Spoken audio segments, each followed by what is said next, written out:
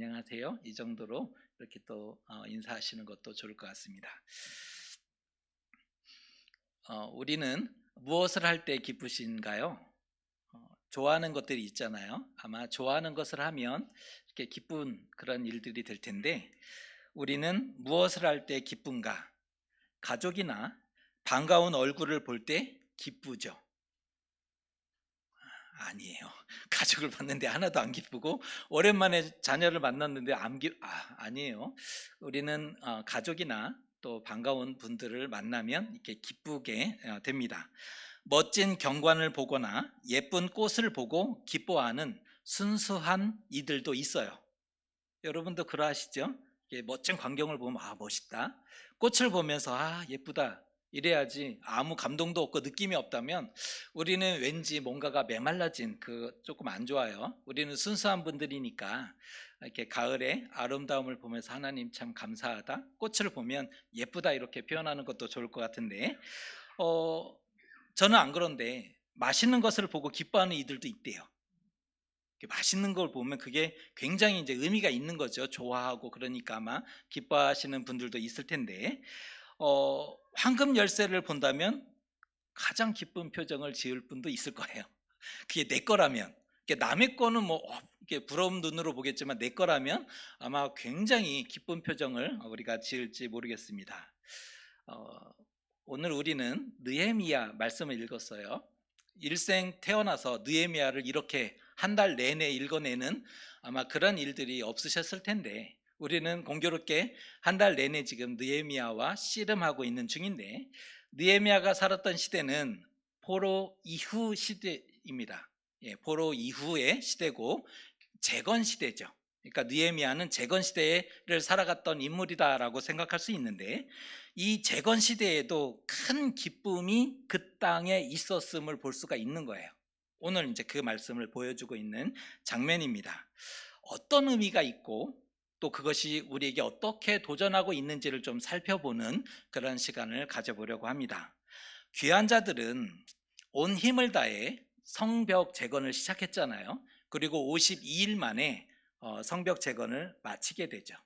52일 만에 이 일을 이루었다. 굉장히 기적적이고 놀라운 결과를 가져왔는데, 그러한 놀라운 결과를 가져온 이유는 하나님이 도우셨다. 이거 인정 안 할 수 없잖아요. 하나님이 도우셨다. 특별히 헌신한 사람들이 있었다. 백성들이 마음을 하나로 모았다.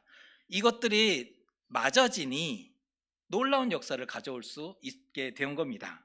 성벽이 건축되었고 이제 문을 달게 돼요. 그러니까 문을 달게 되고 또 문지기와 노래하는 자들로 각자의 책임과 역할을 분배합니다.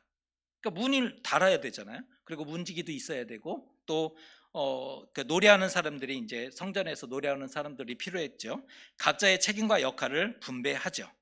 하지만 그 봉사자들 중에도 각자의 성읍에 흩어져 살게 돼요. 그러니까 출근을 하는 거죠. 그리고 그 일을 하고 또 근무하는 사람은 뭐 이렇게 밤새 근무하지만 아닌 사람들은 퇴근을 하는 거죠. 각자의 성읍에 흩어져 살았고 실제 예루살렘 성내에 주민이 많지 않았던 거예요.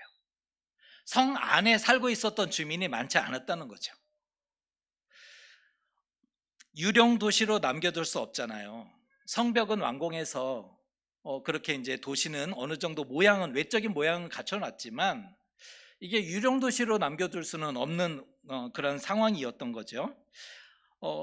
그래서 이제는 성읍에서 의무적으로 이주시키는 일들을 결정을 해야 돼요. 그러니까 돌아온 사람들이 예루살렘 성 안에 살았다가 아니라 삶을 위해서 자신의 고향으로 돌아가요. 그리고 고향에서 이미 거주했던 시간이 90년이 지났어요. 포로는 포로돼서 거의 70년이 지났잖아요. 그리고 돌아왔어요. 돌아오래서 돌아왔어요. 90년이 지났어요. 한 160여 년의 시간이 지난 시점인 거예요. 지금 얘기하고 있는 상황이. 그런데 여전히 예루살렘에는 사람이 없어요. 주민이 없고 각자의 도시에서 각자의 마을에서 이렇게 삶을 살아가고 있었다는 거죠. 의무적으로 이제 예루살렘으로 이주를 시켜야 하는데 기준이 있어야 되잖아요. 기준이. 이렇게 줄 그어놓고 이쪽은 다 오세요. 그럴 수 없으니까 기준이 있어야 되기 때문에 바벨론에서 돌아온 사람들을 계보대로 등록하고 다시 기록합니다. 그러니까 족보를 정리하는 거예요. 어느 가문이 몇 명이 돌아왔는지를 조사를 하고 어느 마을에 몇 명이 있는지를 이제 그 조사를 하게 되는데 그 기록이 7장입니다. 그러니까 7장에 갑자기 왜 귀한 자 명단이 여기에 들어와 있냐? 귀한 자 명단은 에스라 2장에 이미 있거든요. 돌아올 때 누가 돌아왔는지를 명시했으면 됐잖아요. 근데 느헤미야 7장에 다시 그 명단을 반복해요. 그 반복한 이유가 이들 중에 제비 뽑아 예루살렘 성내에 살게 해야 하는 그러한 일들을 앞두고 있었기 때문입니다. 그러한 귀한 자 명단을 기초로 이주 정책이 시행돼요. 지도자들은 마땅히 성내에 살아야 하죠. 그러니까 어른들은, 백성의 어른들, 랍비 혹은 지도자들은 무조건 성 안에 살아야 돼요. 왜요? 책임이 더 주어져 있으니까. 힘들지만 성 안에 사십시오. 지도자들은 성 안에 살아야 했고, 또 제비 뽑아서 백성의 10분의 1은 무조건 성 안에 거주하도록 했어요. 그러니까 가문 중에 제비 뽑아서 10 중에 하나는 성 안에 살아야만 했다는 거예요. 뿐만 아니라 자원자들이 있었는데, 누군가는 이제 성 안에 그럼 제가 가서 살겠습니다라고 자원하는 사람이 있었는데, 그 자원자에게는 백성들이 복을 빌어주고 안수해서 성 안에 살게 했다는 거예요. 지금의 분위기를 설명해 드리면, 자원하는 사람이 있잖아요. 이 자원자들을 향해서 어떤 시각으로 사람들이 바라봤냐면, 아파트 당첨이 됐어요. 와, 부럽다, 좋다, 이런 개념이 아닌 거예요. 마치 이거죠. 자원해줘서 정말 고맙다. 갈 사람이 없었는데 당신이 자원해줘서 정말 고맙다. 건투를 빈다. 그러니까 성 안에 살기 위해서는 복이 필요해요. 백성들이 복을 빌어줘야 할 정도로 성 안에 사는 게 그게 그 좋은 모습은 아니었던 거죠. 당신은 그 예루살렘 성 안에 산다는 것이, 우리는 오늘날에도 성지순례 갑니다. 그러면 와, 좋겠다, 예루살렘 거리를 거닐겠네, 성전도 보게, 이러지만 이때 당시는 이걸 부러워하거나 좋아할 만한 그런 게 아니었다는 거예요. 기피하고 외면하는 분위기입니다. 왜요? 예루살렘 성 안은 안전하지도 않아요. 탐나거나 매력적이지 않아요. 많은 것들을 포기하고 감수해야 합니다. 90년을 고향에서 또 살아왔는데 그 고향을 버리고 이주를 해야 되는 거예요. 가족과 헤어져야 돼요. 모든 가족이 또 넘어갈 수 있는 게 아니니까.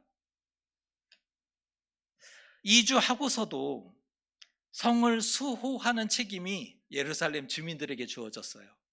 당신들이 성을 수호하십시오. 이러니 아무리 생각해도 이건 손해보는 장사예요. 이거는 손해보는 거잖아. 이게 좋은 일이 되지 못했다는 거죠. 시온성에 살걸 잃었다, 그러니까 청산에 살걸 잃었다, 이렇게 얘기하는 것은 굉장히 이상적이고 좋은 장소에 살겠다 이런 기대지만, 예루살렘의 시온성에 살겠다라고 나서는 사람들이 극히 소수였어요. 성벽 외에는 여전히 폐허 상태거든요. 성벽만 지어놨어요. 가옥이 다시 제대로 완성이 되지 않았어요. 그냥 폐허 상태로 남아 있었고, 예루살렘이 어디에 있는 도시였어요? 산 위에 있는 도시. 산 위에 있었다는 것은 평지가 아니라는 뜻이죠. 산 위에 있다 보니까 절대적으로 뭐가 부족해요? 물이 부족하죠. 그래서 모든 산에서 사람들이 살 수 있지도 않았어요. 골짜기에 그 작게나마 물이 나올 때, 물이 나오는 곳에 살았던 거죠. 예루살렘은 다행히 시온샘이 있었기 때문에 살았지만 풍족하진 않아요. 평지도 아니죠. 물은 부족하죠. 채소 텃밭을 가질 수가 없는 거예요. 이게 텃밭이라도 있어야 그 생활하는 데 도움이 되는데, 채소 텃밭을 가질 수도 없고 산이기 때문에 경작지가 절대적으로 부족합니다. 그러니 물가는 비싸요. 일자리는 없어요. 예루살렘에 살 수 있을까요? 폐허예요. 물 적어요. 물가 비싸요. 일자리 없어요. 그런데 조금 떨어진 시골에 가면 그 농사 지을 수 있는 땅들이 있잖아요. 그곳에서 먹고 살기는 가능하거든요.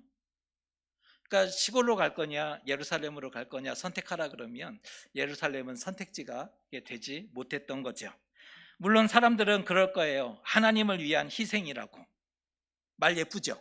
하나님을 위한 희생이라고 칭찬할 거예요. 누군가는. 그렇게라도 해야 되니까, 그렇게도 해야 한 사람이라도 더 예루살렘에 갈 거잖아요. 하나님을 위한 희생이라고, 믿음이 좋은 사람들이라고 그렇게 칭찬하고 포장할지는 모르겠어요.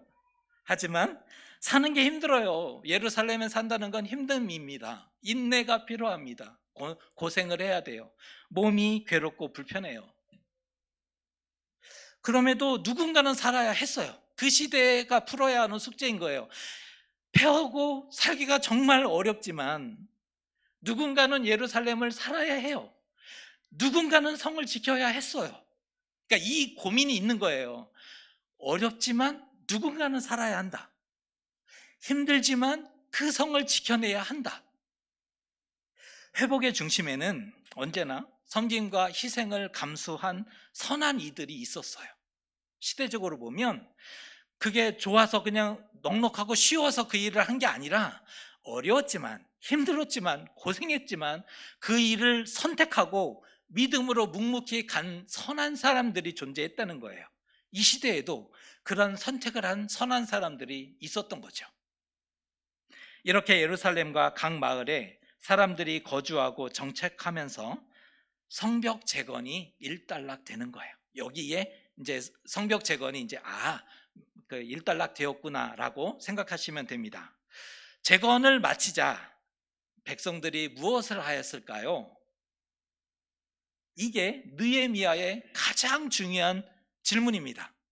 재건을 마치고 이제 각자의 도시에서 살았잖아요. 예루살렘에 제비 뽑아서 살게 한 사람들도 있었고 안정적으로 이제 도시의 모습을 갖춰가기 시작해요. 마을도 이제 안정이 되고 있어요. 자, 이 상태에서 돌아온 사람들은 무엇을 하였을까요? 백성들은 말씀을 듣기 원했대요. 그러니까 열심히 땀 흘려서 성벽을 재건하고 그동안 이제 바쁘게 살다 보니까 뭔가 놓친 게 있었다. 우리가 뭔가를 놓쳤구나 이렇게 생각을 했었던 것 같아요. 그 마음에 어떤 그 영적인 이런 도전들이 있었던 것 같아요. 백성들이 말씀을 듣기 원했다는 거예요. 그런데 마침 적임자가 예루살렘에 있었어요. 그게 누구예요? 에스라. 그러니까 느헤미야와 에스라가 지금 만나고 있는 거예요. 마치 기다렸다는 듯이 에스라가 뚝 떨어져요. 근데 사실 떨어졌다는 표현이 이제 적절하지는 않은데 느헤미야 앞서 13년 전에 이미 에스라가 예루살렘에 귀환해 있었습니다. 13년 전에 예루살렘에 에스라가 귀환해 있었다는 거예요. 그러나 그가 열심히 노력했지만 어떤 열매는 맺지 못했어요. 성벽이 재건되고 백성들이 말씀을 듣기 원한 상황이 되었을 때 마치 준비되었던 적임자가 에스라가 다시 재등장하는 그러한 상황입니다. 그는 학사였대요. 랍비. 그런데 출신 지파가 제사장이었어요. 대제사장 출신이에요. 선생님인데 제사장 출신이에요. 너무나 적임자죠. 말씀 적임자예요. 이런 우연이 어디 있을까? 상황이 맞아지니까 13년 전에는 안 됐거든요. 에스라가 와서 그냥 상황 안 되고 그냥 가만히 있었을 사람이 아니잖아요. 와서 열심히 우리가 말씀으로 돌아가자 도전했겠죠. 그런데 그때는 안 됐거든요. 그런데 상황이 맞아지니까 신앙 부흥이 일어나요. 대부흥이 일어나는 거예요. 그 땅에 국한돼 보면 정말 역사상 가장 뜨거운 대부흥이 이때 일어나게 되는 겁니다. 하나님이 미리 준비하셨던 거죠. 지도자들을 또 돌아오게 하셨고, 7째 달이 언급이 되는데 7째 달에 백성이 일제히 광장에 모였대요. 온 백성이 모였다라고 그렇게 이제 얘기를 하면서 그랬더니 에스라가 모세의 율법책을 가져와서 회중 앞에 낭독하기 시작했대요. 그 설명이 지금 계속되고 있는 겁니다. 새벽부터 정오까지 읽어냈대요. 새벽부터 정오까지. 왜 그랬을까? 이거는 이제 그 날씨의 영향입니다. 낮에는 한낮에 너무 더워서 지금은 7월로 언급되잖아요. 우리나라 7월은 아니지만 기본적으로 굉장히 덥죠. 이게 한낮에는 불가능한 거예요. 그러니까 새벽부터 정오까지 이것을 한 날로 했을 때는 하루 종일 이렇게 표현하시면 될 것 같아요. 하루 종일 하나님의 말씀을 낭독하게 되어지는 일들이 나타났다는 거죠. 성전이 완공되니 자동으로 새 사람이 되는 것이 아니더라. 성전이 존재한다고 해서, 성전을 새로 세웠다고 해서 자동으로 믿음이 자라는 게 아니더라. 성벽을 완성했다고 해서 안전이 보장되거나 지켜지는 것이 아니더라. 그들은 알았어요. 성전이 세워졌다고 해서 자동으로 믿음이 뜨거워지거나 부흥이 일어나는 게 아니더라. 성벽을 세웠다고 해서 이 성벽이 자동으로 나를 지켜주는 것이 아니더라. 그들은 알고 있었어요. 사람은요, 말씀을 듣고 배울 때 변화돼요. 그리고 평안과 안전은 성이 지켜주는 게 아니라, 평안과 안정은 성 안에 있기 때문에 나는 안전해, 이게 아니라 말씀으로부터 나와요. 평안과 안전이. 우리는 이걸 이해해야 돼요. 이해가 안 되면 기도해야죠. 이해가 안 되면 기도해야 되는 거예요. 하나님, 저는 우리의 이 튼튼한 집이 저의 안정감을 주고 평화를 줍니다 라고 생각했다면 기도하셔야 돼요. 하나님, 이 통장 잔고가 저에게는 만족감과 안정을 주는 사람입니다 라고 생각한다면 기도해야죠. 이 말 다시 한번 들어보세요. 말씀을 듣고 배울 때 변화돼요, 사람은. 그리고 평안과 안정은 말씀으로부터 주어져요. 그거는 하늘에서부터 주어지는 평안이고 안정이기 때문이죠. 실제로 광장에 모인 사람들이 말씀을 진지하게 들었잖아요. 하나님의 말씀을 진지하게 들어요. 그 이전과 다르게 하나님의 말씀을 진지하게 들었더니 깨달아요. 그리고는 모두가 다 울어요. 왜 울었을까요? 말씀을 들은 후에 양심이 살아나요. 신앙의 양심이. 이전에는 아무 느낌도 없었고 아무 도전도 주지 않았어요. 자신들이 무너졌고 여전히 돌아왔지만 우상을 의지하고 이랬어도 아무 도전이 없었어요. 그런데 말씀을 들으니까 신앙 양심이 깨어났어요. 신앙 양심이 깨어나니까 이게 괴로운 거예요. 그러니까 눈물이 나죠. 우리가 하나님을 떠난 것과 하나님을 버린 것이 부끄러웠다는 거예요. 부끄러워졌어요. 전에는, 어제까지는 하나도 부끄럽지 않았거든요. 하나님 버린 것이 뭐, 하나님 떠난 것이 뭐, 버린 줄도 몰랐고 떠난 줄도 모르고 살아왔어요. 그런데 말씀이 들려오니까 하나님 버린 것이, 하나님 떠난 것이 이게 얼마나 악한지를 깨닫게 되고 눈에 눈물이 흐르게 됐다는 거예요. 하지만 느헤미야와 에스라와 백성의 지도자들이 그 우는 백성을 만류하죠. 뜯어 말려요. 울지 마시라. 이런 얘기를 해줘요. 오늘은 너희 하나님 여호와의 성일이니, 오늘이 여호와의 성일이니 슬퍼하지 말며 울지 마십시오. 형제들이여, 오늘은 여호와의 성일이니 슬퍼하지 마시고 울지 마십시오. 여기 이 장면에서 백성이 운 것은 정말 잘한 거예요.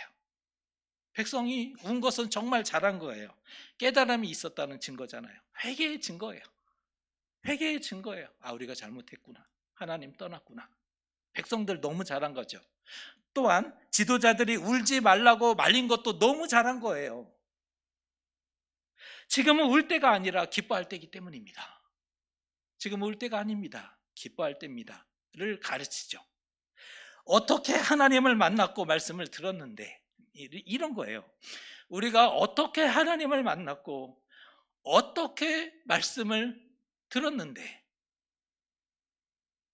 우리 옛 추억이 소환될지 모르겠는데, 너에게로 또다시 돌아오기까지가 왜 이리 힘들었을까? 옛 추억이 소환되죠.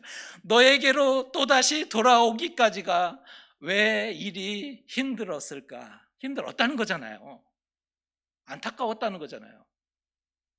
그 오랜 세월을, 모진 바람을 다 맞았어요. 이스라엘은 그 오랜 세월을 포로 70년 지났고 지금 그 귀환 후 90년이 지났으니까 160년, 나라 멸망하고도 거의 뭐 200년이 지난 거잖아요.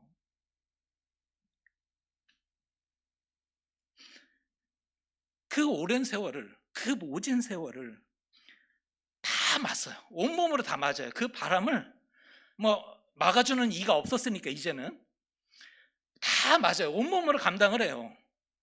그리고 하나님께 돌아왔으니 얼마나 고됩니까? 얼마나 힘들어요. 야곱이 험악한 세월을 살았다라고 이렇게 얘기하는 그 고백이 딱 이들의 고백이에요. 험악한, 참 힘겨운. 그런데 오늘이 하나님이 명하신 성일이니 우리 기뻐하십시다. 이런 초대예요. 그런데 오늘이 하나님이 명하신 성일이니 우리 기뻐하셔야 합니다. 지금 울 때가 아니라 기뻐할 때입니다 라고 가르치고 있는 거예요. 7월 1일이 언급이 돼요. 7월 1일 나팔절인데 우리나라 달력으로 우리가 그 이해하기 쉬운 달력으로 7월 1일 2달 반을 더하시면 돼요. 그럼 9월 말에서 10월 정도가 되는데 성경은 이것을 그 우리 계절로 해석하지 않고 그냥 그 날로 해석을 해요. 그러니까 7월 1일은 2달 정도를 더하면 된다라고 인정하시면서 자 7월 1일은 나팔절입니다. 근데 민간적으로 7월 1일은 새해예요. 새해 날이에요. 새해가 시작하는 거예요. 어떻게 이스라엘은 새해를 시작해요? 나팔절이라는 건 뭐예요? 나팔 분다는 날이잖아요. 나팔 불고 오늘부터 다시 하나님께 돌아가는 날. 우리가 어제까지 잘못했으나 오늘 다시 나팔 불고 새롭게 출발하는 날. 그러면서 이스라엘은 회개를 해요. 우리가 잘못 살았다. 잊은 거 있다. 그거 회복하고. 그래서 7월 10일이 이제 7월 11일이 대속죄일이잖아요. 대속죄일까지 이 지속이 되는 거예요. 새해 시작해서 금식하고 회개하면서 또 이제 우리가 다시 하나님께 돌아가자. 다시 시작하자. 신앙적인 재부팅을 이때 하는 거예요. 그리고 대속죄일을 깨끗하게 된 상태에서 7월 15일 초막절에 들어가는 거죠. 그러니까 7월은 약간 절기와 의미가 가득한 그런 달이 되었는데 7월 1일 나팔절이에요. 그들이 그 나팔절에 이 지금 역사적인 것들을 경험하고 있는 거예요. 때마침 새해가 되었어요. 새로운 시작을 하게 된 거예요. 이스라엘이. 이 7월 1일은 새로운 이스라엘의 출발이거든요. 오늘 7월 1일은 새로운 이스라엘의 출발이에요. 지금까지의 이스라엘이 아니에요. 오늘 말씀을 회복하고 하나님께 돌아온 역사적인 날이거든요. 오늘 말씀을 회복했어요. 그리고 이제 하나님을 만났고 하나님께 돌아온 역사적인 날이에요. 새로운 시작입니다. 그러니 기뻐해야죠. 이건 기뻐해야, 춤춰야 될 날입니다. 그래서 지도자들이 느헤미야와 에스라가 기뻐하십시오라고 권면하는 겁니다. 여호와로 인하여 기뻐하는 것이 너희의 힘입니다. 딱 정답을 주죠. 여호와를 기뻐하는 것이 우리의 힘입니다. 우리는 어떤 것에 기뻐하세요? 우리가 요즘 무슨 일에 웃으셨어요? 사람은 자신에게 의미 있는 일을 하고 좋아하는 일을 하려고 하죠. 그러니까 의미 있다, 좋아한다라고 할 때 열정을 쏟고 이렇게 열심히 잘하려고 하죠. 오늘 우리가 열심히 따라가고 있는 그게 내가 진짜 기뻐하는 거예요. 그러니까 지금 우리가 삶에서 열심히 한 거 있잖아요. 그게 내가 진짜 기뻐하는 거라니까요. 가장 소중한 거 뭐예요? 우리가 가장 기뻐한 거 뭐예요? 요즘? 아마 많은 좋은 것들이 있을 거예요. 그러나 이스라엘은 돌아온 이스라엘은 여호와로 인하여 기뻐하는 것이 우리의 힘이다라고 고백해요. 여호와를 기뻐하는 게 우리의 진짜 힘입니다. 우리도 다시 점검해 보면 좋을 것 같아요. 점검하셔야 돼요. 나는 무엇을 기뻐했을까? 내가 뭔가 잘못, 이거 깨달아야 되는구나. 이거 기도해야 되는구나. 이거 우리 다시 점검을 해야 된다는 거예요. 귀환한 사람들은 성벽 재건 후에 말씀을 듣고 통독하고 성경 공부에 매진해요. 재건을 마치고 그 다음에 성경을 통독해요. 그리고 성경 공부에 열심합니다. 그 결과 제2의 출애굽을 완성합니다. 여기서 제2의 출애굽이 완성돼요. 첫 번째 출애굽은 열째 왕과 함께 애굽에서 나온 후에 광야에서 언약과 율법을 받은 다음에 완성되죠. 첫 번째 출애굽 잘 기억하세요. 애굽에서 나온 다음 광야에서 언약하고 율법을 받은 다음 완성돼요. 반면 두 번째 출애굽은 바벨론 포로에서 돌아올 때 시작돼요. 두 번째 출애굽은 포로에서 돌아올 때 시작됐고, 성전과 성벽을 재건한 다음에 말씀을 회복함으로 완성돼요. 두 번째 출애굽은 말씀 회복이 완성입니다. 첫 번째 출애굽은 역사 시대 내내, 그러니까 멸망하기 전까지 역사 시대 내내 이스라엘 백성을 도전하고 이스라엘에게 영향을 줘요. 첫 번째 출애굽이 언제까지 영향을 줬다고요? 멸망하기 전까지 역사 내내 이스라엘을 도전하고 이스라엘을 응원합니다. 그들이 어떻게 얘기를 합니까? 우리를 출애굽하게 하신 하나님을 기억하라라고 얘기해요. 광야를 걷게 하신 하나님을 기억하라라고 얘기를 해요. 아, 첫 번째 출애굽에 그 하나님을 붙잡고 살았구나를 알게 되죠. 두 번째 출애굽은 역사 이후와 오늘까지 우리를 도전하고 영향을 줘요. 두 번째 출애굽 이후에 어떤 메시지가 선포되냐면, 우리를 포로에서 돌이킨 하나님을 기억하라라고 얘기를 해요. 선지자들이 우리를 포로에서 돌이킨 하나님을 기억하십시오. 형제들이여, 우리를 바벨론 땅에서 다시 고토로 돌아오게 하신 하나님을 기억하셔야 합니다 라고 선포해요. 그러니까 역사 시대와 역사 이후의 시대의 외침이 달라요. 첫 번째 출애굽 이후에 무엇이 탄생했습니까? 민족이 탄생하죠. 선민이 결정이 되는 거예요. 선민이에요. 우리는 이방인과 다르다, 이 선민이 계속적으로 언급이 돼요. 그리고 성경은 그 선민에 관심을 합니다. 두 번째 출애굽 이후에는 성경이 어디에 관심할까요? 하나님의 구원의 대상처럼 여긴 게 남은 자죠. 이거 구분하셔야 돼요. 우리는 제1출애굽과 2출애굽을 이렇게 구분하지 않으니까 그냥 뭐 좋은 게 좋은 거라고 다 하지만, 제1출애굽은 민족이에요. 선민이에요. 우리는 이방인이죠. 우리를 위한 말씀이 아니에요. 제2출애굽이 남은 자를 위해서 선포하는 말씀이에요. 그 남은 자에 우리가 지난주에 알아봤잖아요. 이스라엘이 아니나 이스라엘이 된, 스스로 하나님을 선택하고 이스라엘이 된 사람들, 제2의 출애굽을 통해 남은 자를 만나요. 그 남은 자가 될 때 제1출애굽까지 우리가 고백할 수 있는 거죠. 여러분, 너무 중요한 얘기를 하는 거예요. 이 시대 구분이 되셔야 돼요. 느헤미야서가 정말 중요한 말씀이에요. 그래서 출애굽기가 없으면 성경이 설명이 안 되잖아요. 느헤미야가 없으면 오늘 우리가 설명이 안 돼요. 선지자들은 남은 자까지만 설명해요. 남은 자가 있다, 그루터기에서 싹이 날 것이다, 남은 자다, 그까지만 설명하는데 느헤미야가 설명을 해주는 거예요. 그 남은 자가 누구인지. 느헤미야의 족보에 이스라엘이 아니지만 이스라엘처럼 기록한 남은 자들, 이방인들. 그래서 느헤미야를 우리는 적어도 우리는 놓치면 안 되는 사람들입니다. 돌아와서 이스라엘이 되고자 했던 이들이 있었어요. 느헤미야를 봤더니 돌아왔네요. 이스라엘도 아닌데 돌아오서니 이스라엘이 되고자 했던 사람들이 있었어요. 그렇게 스스로 남은 자가 되어서 예루살렘을 재건하죠. 성벽을 재건해요. 그리고 회복해요, 공동체를. 놀라운 것은 하나님의 그들을 인정하시고 받아주세요. 이건 우리는 아멘 해야 됩니다. 하나님이 인정하셔요. 그리고 받아주셔요. 귀한 자 명단이 그 증거죠. 귀한 자 명단은, 그래서 오늘 제도 읽으면서 이렇게 단어가 어려우니까 막 읽기 막 2번, 3번 시도하는 그 이름들이 그냥 성경에 대체 왜 적어놨을까가 아니에요. 우리를 위해서 적어놓은 거. 우리